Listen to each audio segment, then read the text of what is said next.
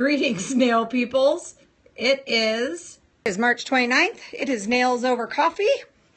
Oh, I'm really low today. Let me fix that. Oops. Ooh, you guys got a nice little shot there. Okay, let me fix my little problem here. Hello, everybody. Oh, there we are. Now we're at the right level.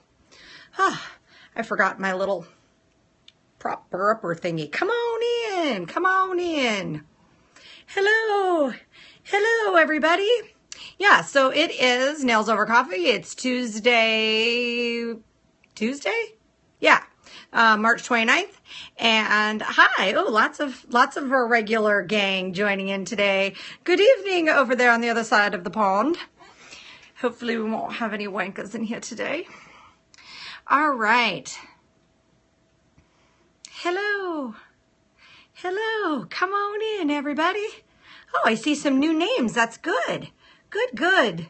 Hello in the UK. I was just saying today, because I have something I want to bring up that came up on a nail tech message board from over there in the UK that I think is absolutely hilarious. And I really do think I belong in the UK. I really do. I have to state that for the record. I think I think I belong there because it's, oh, is that somebody we need to block? I think we have a blocker already. Block. Oh, bye-bye. Ciao. No wankers here. All right. Yes, I definitely need to make my way over to the other side of the pond, right? That's what I said.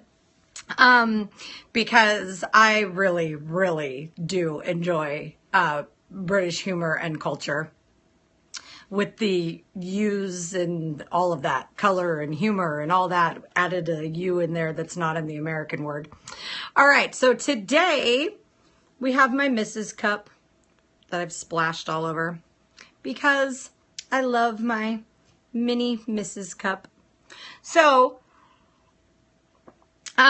today got some business things to talk about, a couple of funny things, and I'm on the hunt for some good spring inspiration nail art for tomorrow. But today we're gonna chat about some other things. I'm gonna start this out with a funny because I think this is hilarious. This was on Nail Tips for Nail Techs. And the post was a couple of screenshots of a conversation that Lorna was having with a potential client. And I think this is hilarious. So the person said, how much do you do acrylics for pointed with no color? And she said, hi, 28 pounds for nude acrylics.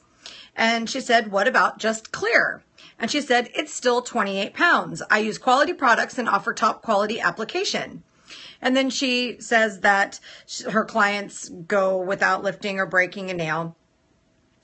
And the potential client says, okay, thank you. Do you know anyone who does them cheaper? And her reply was awesome. That is what she replied to the client. Clients be like, I found a cheaper nail tech.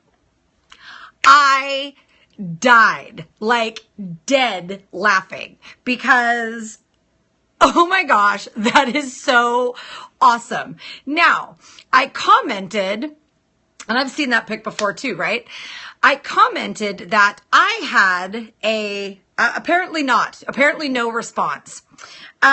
So I commented that I have had people, we talk about networking with other techs in our area, and I have had somebody say, hi, I've looked at your website and you're out of my budget for, I'm just getting nails on for vacation. I'm only going to wear them for a couple of weeks. Do you have anybody that you could refer me to that's within my budget of X dollars?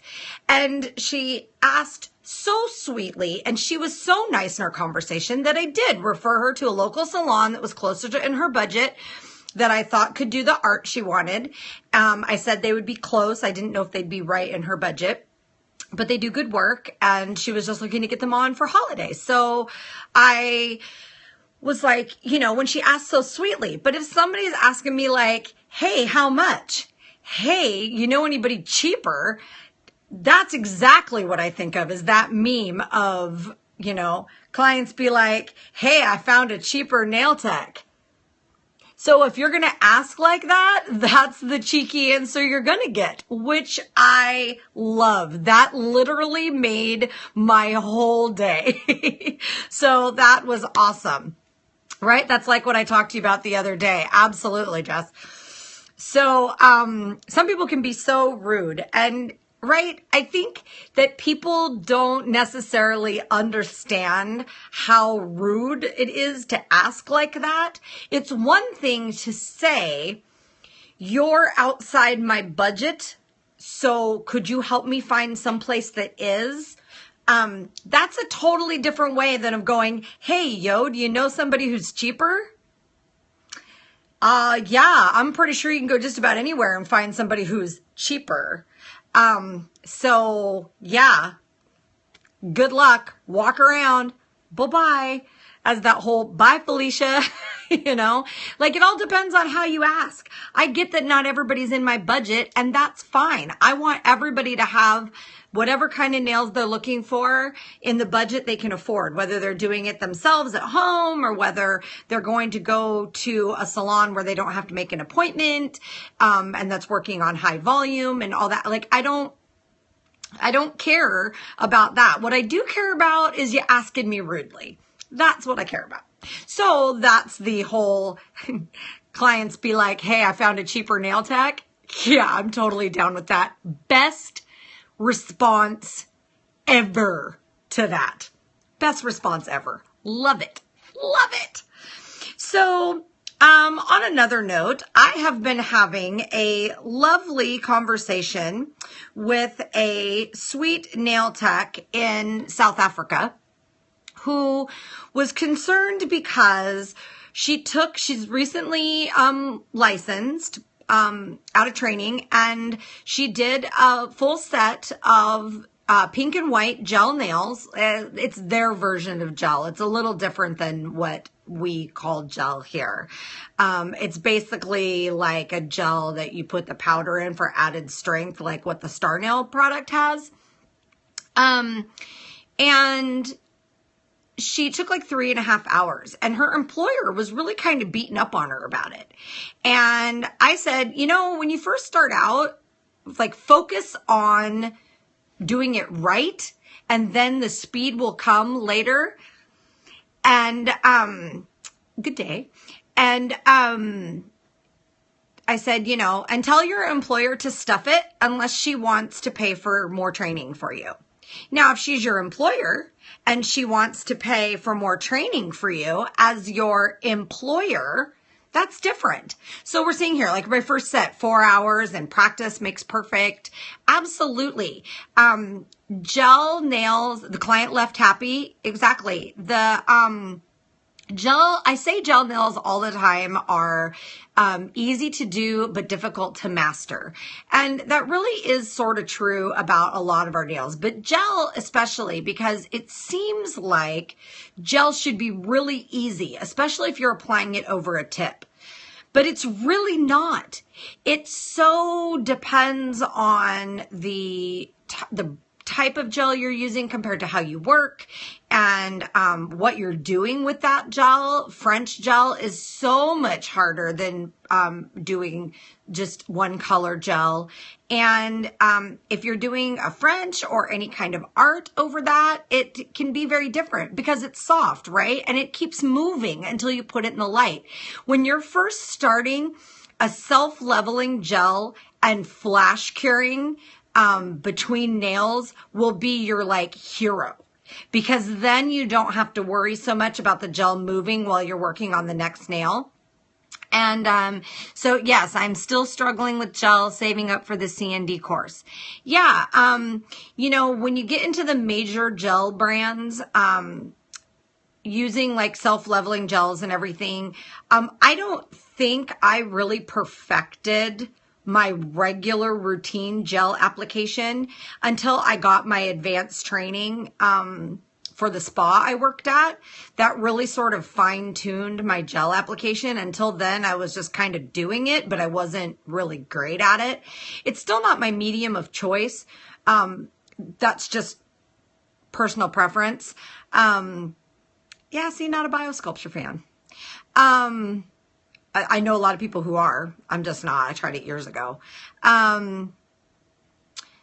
Not a lot of people know what it is, so I don't even really offer it. Yeah, I mean, gel is a great alternative if you're working in a spa where they don't want any detectable odor. It felt a bit rushed at beauty school. They concentrated more on acrylic. Yeah, that's really common. The fact that you even really got any enhancement training in school is pretty good. A lot of times in training, we have cosmetology instructors who haven't done a whole lot. And that's because just like in the education system, we don't pay instructors and teachers well enough. It's, you know, a lot of your real product application training is going to come from taking courses with the brand you decide to use, because every brand has its little fine idiosyncrasies that can greatly speed up your application and make it better. So, you know, get some trial kits, get some guinea pigs, get some take 2 wraps so you can do it and just pop it right off.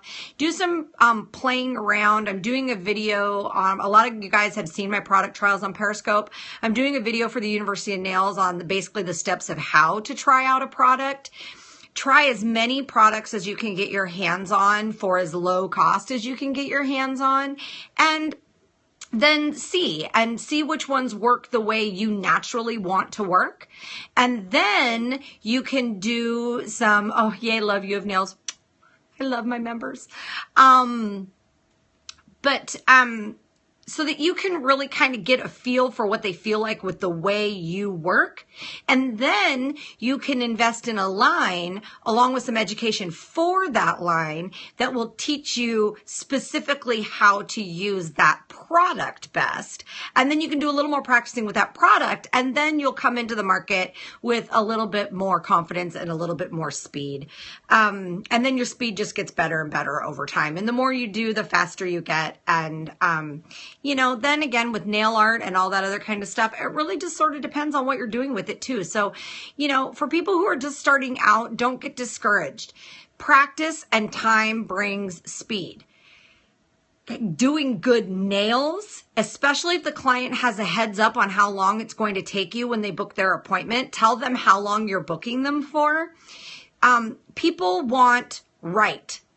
And then you can get right with speed. So don't worry if it's taking you a long time when you first start out. It does for everybody. My first set of sculptured acrylic nails, liquid and powder, took me 8 hours. They were awful. I swear I filed for 5 hours of that. It was horrid. And by the time I got out of training and I did some more classes, I could do a full set in about an hour and 15 minutes, pink and white, sculptured. And then by the time I'd been doing nails for a year, I was an educator and I could do nails significantly faster. You know, so, you know, you'll get better. The speed will come. Like, don't worry about that. Just worry about your steps and doing quality nails. And if you work for an employer, you got to put in the time. Clients will appreciate. Don't get discouraged. Exactly. And if you work in an employer-employee situation, tell your employer that they need to pay for more training then, if they want you to be faster. Yeah, you never stop learning as a nail tech. I found gel hard. So I used to work with liquid powder for 20 years. It's hard to make that switch. Yeah, absolutely. That's why I use the gel brand that I use on my clients. And that's because I had a really hard switch from liquid and powder. It's still my preferred medium, but I think that's just me as an artist. Like, some people like watercolor, some people like oils, some people like, you know, whatever. I just prefer liquid and powder. But like gel for some of the things you can do with it. And I do like the fact that it's odor free. So I use a gel that's a pretty simple gel line, and it gets me by. But then we have people like this. I love gel. Acrylic is not my friend. And that's it. You know, with everything, with liquid and powder, everything is product ratio. So I'm about to take on acrylic for the first time this summer. Yeah, good luck.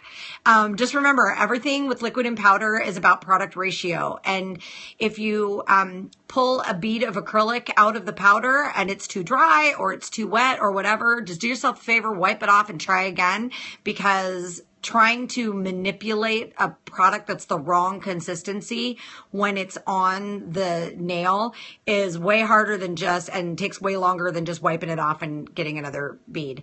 I always say all the time, practice does not make perfect, nor is it supposed to. Practice is about increasing your repertoire of ways to cover your mistakes, because your application is never going to be perfect. You're never going to pull every bead perfectly. You're never going to pick up every ball of gel perfectly. See, and we have another gel girl in the house. So what you need to do is you need to learn how to adjust. When you pull out a bead that's not perfect, what do? Do you wipe it off? Do you get another one? How out of perfect does it need to be for you to do that? If it's just a little out of perfect, how do you work with that? Same thing with gel. If you get a little bit gel wrong, or the temperature's not right and it's not leveling right, or whatever, if it flows out onto the sidewalls, like what do you do to fix that?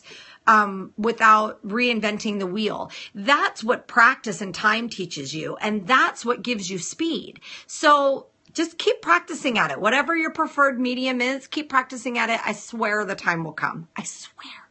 I promise. Scout's honor. I promise. Okay. So welcome people who are still joining in. This is a post that I thought was interesting, that because it hit sort of close to home, maybe I'll try again one day. Yeah, it's all about practice and figuring out what works for you. This was I didn't invite you. Shame on Periscope. Failure of technology. Hey, you know what? At least it's staying broadcasting today and I can still see all y'all's chat. So we're going to call that a win, because some days we don't have that. Okay, this was in Nail Tips for Nail Techs, and Shantae said, I have a client who's gone through weight loss surgery and is having trouble growing her nails out. She only gets gel manicures. She says she is taking all prescribed vitamins. Any tips or suggestions would be greatly appreciated. Well, since we're right around my 3-year surgiversary, I had the gastric sleeve, and I think that so this one hits kind of close to home. I have to tell you that it took about you have to really sort things out in Nail Tips for Nail Techs. You have to really sort things out when it comes to people who've been through any kind of surgery, but especially weight loss surgery is a real common one we see now. And yeah, any major surgery will kind of screw up your system for a while. It probably took a year until I stopped having problems with my nails and my hair stopped thinning and all that. And it was really unruly for a while because I had little baby hairs that were like this long where they was growing back, and it was really annoying. And my nails weren't much better. So now that it's been a few years out, after that year, my nails are only slightly less crappy than they were before my surgery. They are a tad bit healthier than they were before my surgery, but they're definitely healthier than they were that year after my surgery. But for somebody like me, the only thing that really makes my crappy nails less crappy, if I want to do natural nails, is IBX, if I, or wearing enhancements. So, if you have somebody who's recently had surgery or about ready to have surgery, kind of give them a heads up that everything beauty is going to kind of go to hell in a handbasket for 6 months to a year. Just the difference in your body adjusting between burning fat versus burning carbs for energy, making sure they get enough protein in, making sure they're taking whatever vitamins their body will actually use. And sometimes that's not the vitamins that are prescribed to them. So with the surgery I had is the same as the band. No, there's a difference. And the difference is that in a band surgery, that part of your stomach is banded off, but the stomach part itself is still there. You can have band slippage or seepage. And with the sleeve, that part of the stomach is taken out, leaving just the small sleeve like a band leaves, but it actually takes that part of your stomach out, which changes some things hormonally.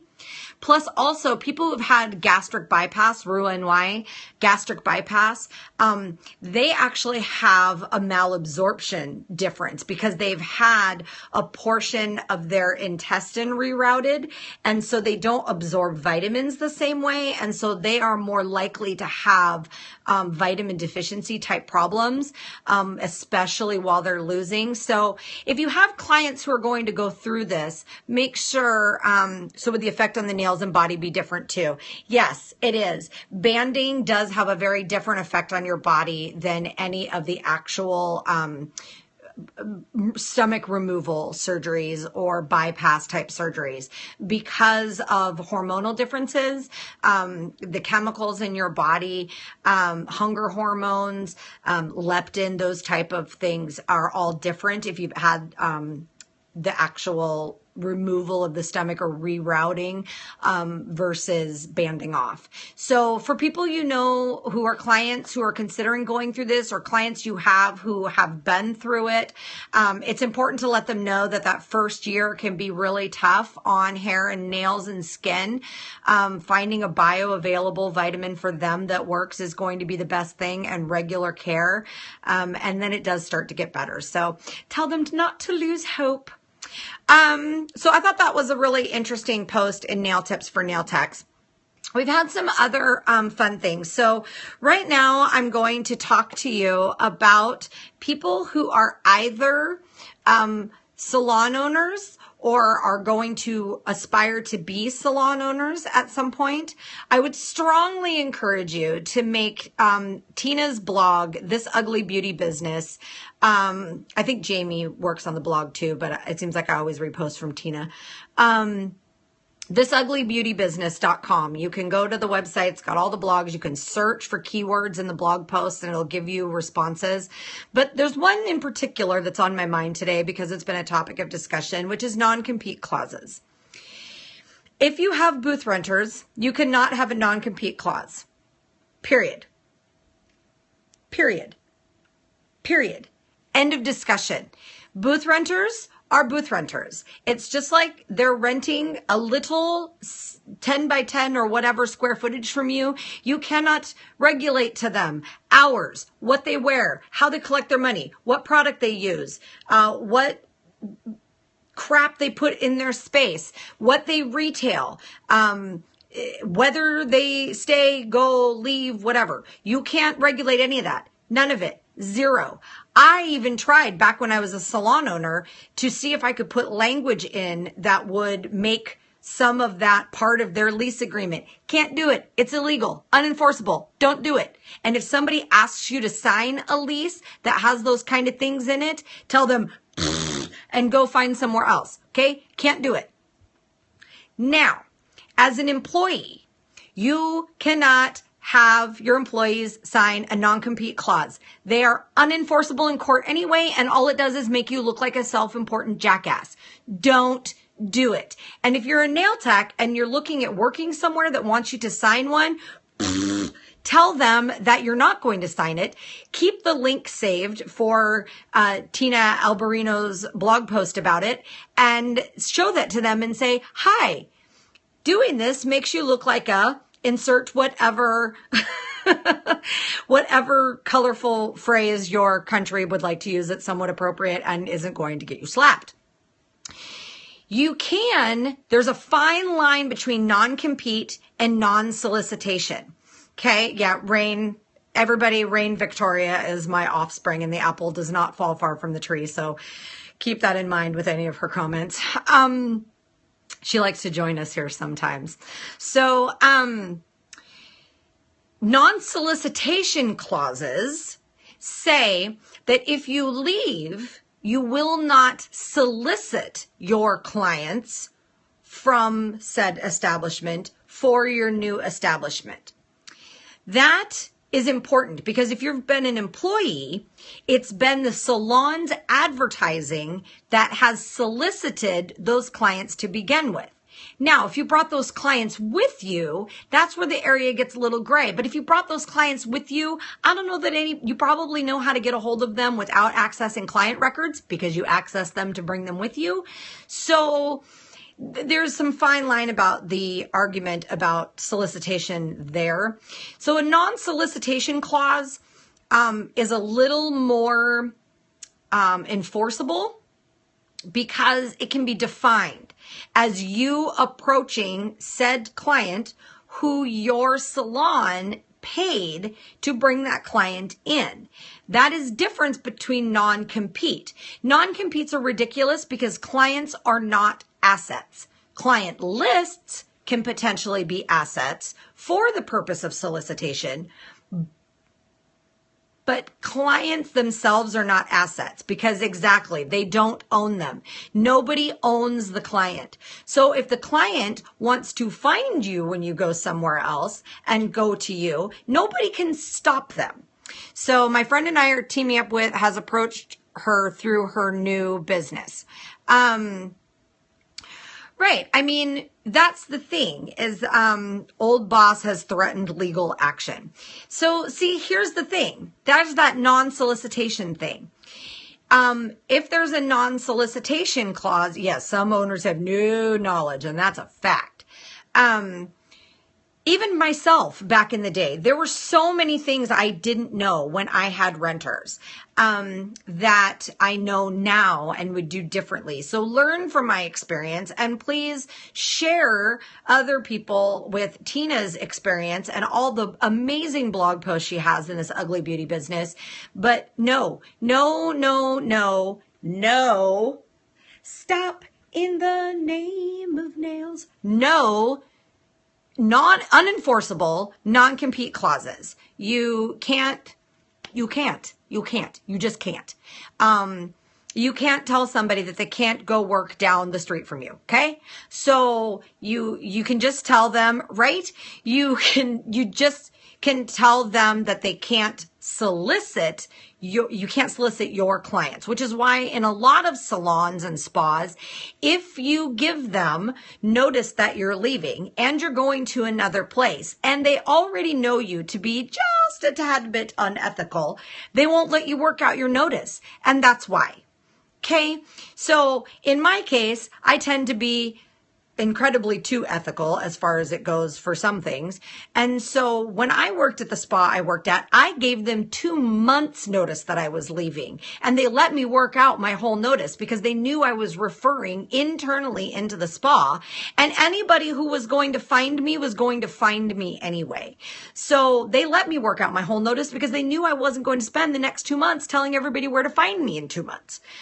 And anybody who came with me to the spa knew how to find me anyway. So it didn't matter. So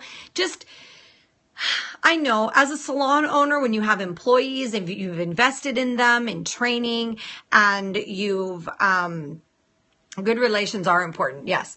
And when you have invested in advertising to get people into their chair and you've taken a loss a lot of times on that as you've been building and now that they're built they want to go somewhere else, that really sucks. But the big question you need to ask them is why do you want to leave? For some people, you know from the get-go that they've got that entrepreneurship inside and that they want to own their own salon someday. And there's nothing wrong with that, for you to help build them up and help train them, knowing that they're going to want to own their own place someday. People who used to work in my salon, most of them own their own places now. And that's fantastic. I look at that as a compliment that I brought them into the industry and taught them enough and inspired them enough to be able to go on and successfully own their own place. But if somebody wants to leave your salon as a salon owner, the first question you need to ask them is that 3-letter word, why? Maybe there's something you can do about it to keep them. Now that they're all built up and they're doing better, or maybe because they're not building up and they're not doing as well as they would like to, ask them why. And if you can't ask them why, go back to self-important jackass as stated earlier. You know, yes, we are doing self-employed. She does hair and waxing and I do the nails. See, perfect. It's, in science, it would be a symbiotic relationship, you know? So if you're a salon owner and you have people who want to leave you, especially if you have high turnover, ask them why and be prepared for an answer that you might not like. Sorry, that's just the way she goes. Okay? Maybe it's just a personal thing. Maybe it's something they want to offer that they can't in the space. That's something you guys can fix. Maybe it's a product thing that changing product lines would solve and you don't know it, but all your nail techs are in agreement and want to all change product lines, but they don't know how to talk to you because you're a self-important jackass. Okay? So just talk. Talk to them and say, hey, I'm no peach to deal with some days. Anybody who worked with me in my salon knows that there are definitely days that I was not a peach to work with. But at the same time, I adore every single person who ever worked in my salon. And I would have so much rather had them come to me and say, hey, yo, this really isn't working, right? I'm not a peach. I'm not. I mean, I am sometimes, and I'm real, but sometimes people can't handle real, and sometimes real comes across as a tad bit bitchy. I'm not gonna lie. I'm not gonna hide it. That's back to that authentic thing. It is what it is. And you know, when I'm the one who has to come in for my upteen millionth day off in a row because the toilet broke and I own the salon and it's my responsibility, I might be a tad cranky when I get there. If I walk into the salon, oh my gosh, if there's anybody watching this who worked in my salon at the time, if I walk into my salon on my day off, right?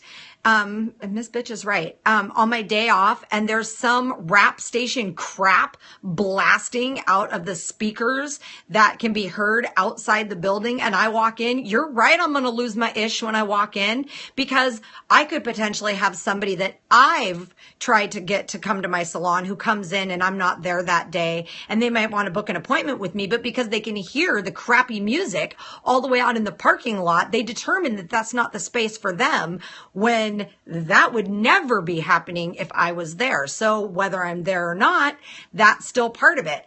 And I didn't have the stories I could tell, right? And I didn't have anything in my lease agreement or whatever. But I did walk in that day, walk directly to the back room of the stereo was, turn it off and walk out and say, if I ever come in here and hear that crap on again, trust me when I tell you I can pay the rent in this place by myself and everybody will get evicted. No more. Oh my God. That is not salon appropriate music and it's never happening again when that door is unlocked. Capiche? I'm sure I wasn't real popular that day. But that being said, when those same techs later on decided they wanted to go open their own full service salon, they approached me. They told me what they wanted, to do. I go through this right now. The owner makes the TV so loud, surround sound. Oi. Yeah, that would be a real problem for me. We would be having a real come to Jesus meeting where we were talking about how that wasn't going to work for me. Or I'd be looking for a new place to rent from. Because, yeah. No. So, those same techs that I came in and lost my mind on when the music was like that, later on when they were going to open their own full service salon, they sat me down and said, hey, we love the salon here, but I keep telling him my new customers don't like that crap. Exactly. Hearing aids are there to help with that, right? I encouraged them to open their own space. And in fact, when I saw what they were up to, I actually was kind of sick of owning my own salon and I closed my salon and went and worked in theirs for a time period as a booth renter. So, that's what communication will do for you. And still to this day, when I need to work temporarily in that area, the first thing I do is approach that salon owner and ask her if she's got a table I can set up for a while. And we still are tight. So the music is so important. That was my first real scope. He might gonna encourage me, right? Seriously though, communication and ethics, working on that video for University of Nails right now. It really is true when we talk about that. As my aunt always likes to tell me, did you kill a cop? No? Okay, then it's something you can talk about and it's not that big of a deal. So it's all about and how you approach making sure that whoever you need to talk to doesn't feel like they're ganged up on or being attacked. And coming to it from a, hey, so I kind of need to talk to you about something. This is having an issue with my business, and my business is your business. It's our business. Even though my name's not on the lease or on the ownership papers, but anything, it's affecting our business. And so I kind of need to talk to you about maybe some ways we can solve this. And if they're like, no, we're not going to solve it, you can, and they give you that answer, then you know to just very quietly start looking for a new place to go. That's just reality. And then when you start finding and you find a place, you can sit them down and say, hi. So remember when we had that chat? So since then, I've been having to look for new places because I have to solve this problem. And if you're not going to help me solve it, then I have to go somewhere where it's solved. So I'm looking at leaving. So would you like to talk any more about a solution now, or would you like me to leave? And it's like love and logic with dealing with a child. Instead of giving them an ultimatum or attacking or just going, what are you gonna do about it? Being able to say, this is the problem that we're having, and we have choice A or we have choice B. Which would you prefer? Because I'm gonna have to do what's best for my business. And you know, if you come at most people like that, even the bitchiest of people have a really hard time being bitchy when you're being that nice to them. So just keep that in mind. It's hard to be mean when somebody's being that nice to you. So take that and carry forth. Yeah, most normal people, of course. You've always got some that are the self-important jackasses. I think that's going to be the key for today, key phrase, who just no matter what you say and no matter how you come at them, they're just going to have their problems. And those are people then that you need to know that those are toxic people, and you just need to find someplace else to go because nobody needs that kind of toxicity in their life. Find somebody who'll do better. And if you can't find someplace that will do better, open your own space and do better yourself. And I know it's easier said than done, but I opened my first salon with $2,500. The whole thing. Deposits, stations, the little bit of furniture I had, the fake plants I brought from home, furniture and pictures I borrowed from home until I could replace them in the salon, used retail fixtures. And that was, 18 years ago. It's so much easier now with Craigslist and eBay and Amazon and local buy and sell places, groups and all that. So, if you can't beat them, leave them and go start your own, and then do your very best to not be what you just left. Although once you've been a salon owner, you'll have a little bit better insight into what salon owners deal with. So that being said, okay. Well, that's my time for today. I'm going to look for some nail art stuff for tomorrow to see if we can give us some spring nail art inspiration. I just opened my own space for around $1,000. It's tiny and just for me. Perfect. Absolutely. I know today went by quick, didn't it? Yeah, if you want to make it happen, you will. If that's what you want, you'll do it. So then go do it, and be the best. So yay, good for you, Katie. Absolutely. That's what everybody is saying. Good for you, because that's what it's all about, and then you be the best nail, whatever you're doing in your nail business that you can be. So, and maybe I still keep holding out hope that I'm going to be able to find some like-minded people to open a salon front again here. But it does take some money, which I don't have right now. But I would love to have a space where we could have good private pedicure rooms and Yes, be the best Katie you can be. I would love to have a space that had some private pedicure rooms, but also some group pedicure spaces, or a way to convert the private ones to the space ones. I had one and don't want one ever. Yeah, running a salon is tough. Working in a business that's inherently full of artistically driven people is hard. And I would love to have a salon where we had like me, who specialized in liquid and powder and was only doing gel nails in a pinch when somebody else wasn't available, and I was doing the manicures and pedicures that I wanted. And then have other people who are maybe using different brands of gel polish, and maybe somebody who specialized in just gel nails, and somebody who just specialized in really awesome manicures and pedicures, and and then have everybody just kind of dabble in other people's specialties, so that there was people to cover when we went out of town on vacation. But the rest of the time we all had our specialties. I think that hair people have really mastered the art of doing that, having people who specialize in bleach and tones, and having people who specialize in corrective color. And I got to build a team goals, right? And you go to these high-end spas and you have people who just shampoo, and you have people who just do design with hair. All they do is haircuts.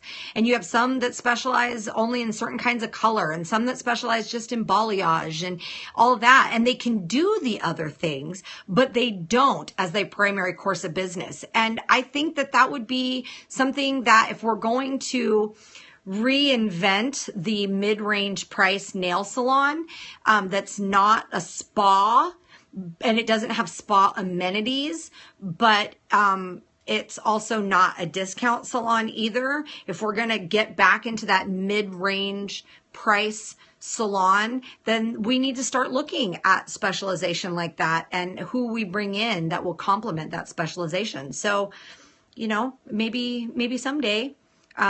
Right now, everybody who I would want to work in my salon is kind of working in their own stuff, and that's fantastic, but maybe someday. Heard of Slick Pour by Young Nails yet? Any experience? Yes, actually, in fact, I believe I posted a video on one of the show's comments on Facebook. I'll try to find it and post it in today's. Young Nails finally has a Slick Pour demo video up. I haven't tried it yet. I'm hoping to catch up with Greg at the Willamette Valley Nail event and Periscope for you a demo on Slick Pour. I hope he does then. I did learn some really cool things about it though. Like, it is not a regular dipping system. How's my nails from yesterday? Still good. Still perfect. Yeah, it seems to be Slick Pour is for overlays. You remove it and reapply. You do not fill it, which is something I didn't know. So it's not like your traditional dipping system that's meant to be an enhancement. It's meant to be more of an overlay system, which makes it more like a stronger gel polish color thing, I guess.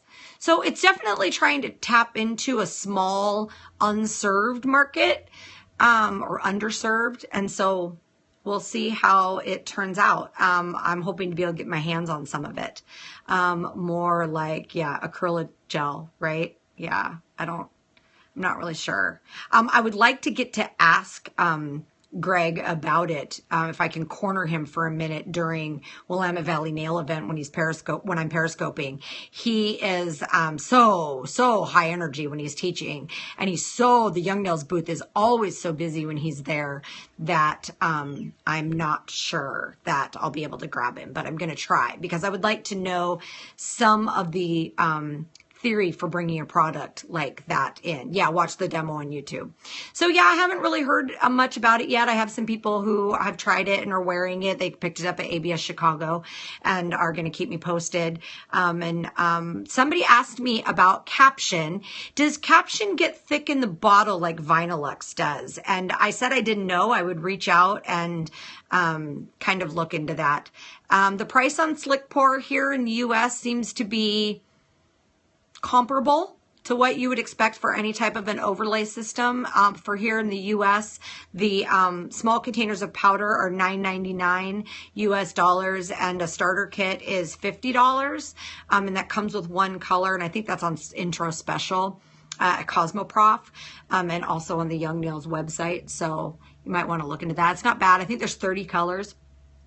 So does anybody have the caption polish line who's had it for a while? Do you notice if there's any thickening of the bottles like there is with Vinylux and shellac and those kind of things? Caption can get thick. They now sell a thinner though. Okay. It's not on the YN site. Interesting. I wonder if they're just selling it for shows until it comes out in Cosmoprof.